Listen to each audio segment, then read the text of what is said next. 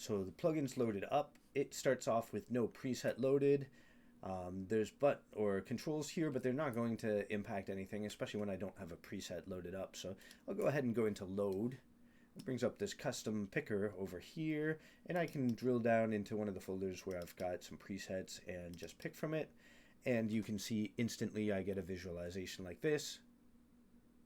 And you can see it's reacting to my voice currently. So that's great. Not only can it load up presets though, I can actually load up an entire folder full of presets just by picking the folder itself and hitting open. And now this is loaded up as what's known as a playlist. So when I click on the label here that shows what the current preset is, it turns into a drop down and I can actually pick a different one like this. And now the visualization that I'm getting is different, so it has a slightly different reaction to my voice. That one's not the greatest, so I'm going to pick yet another one.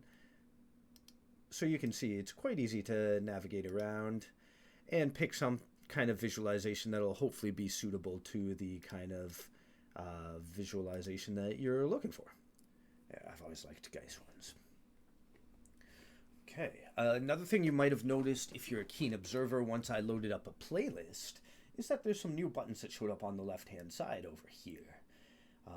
We've got a previous and a next button that'll do exactly what you think. It'll just go to the next preset in the playlist, like that. And it tries to soft transition into it, and the previous does the reverse of that, so I can go back one.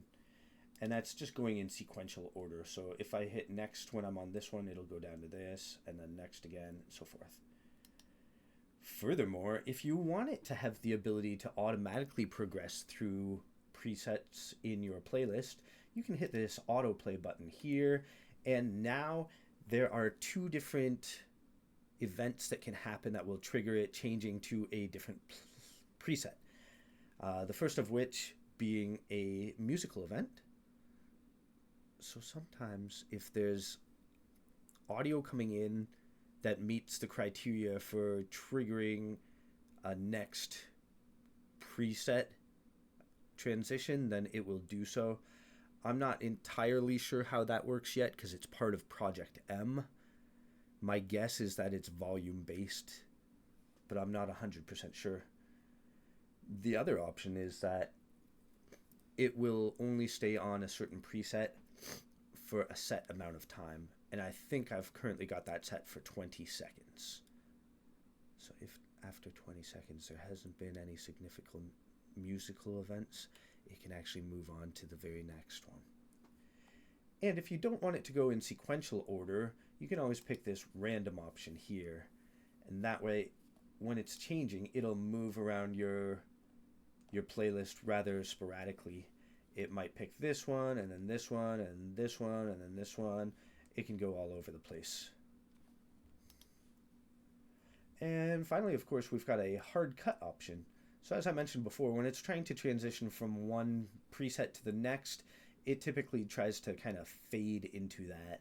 But if I put the hard cut option on, then when it moves from one preset to the next, it should just jump to that one instead of having any kind of transition to it.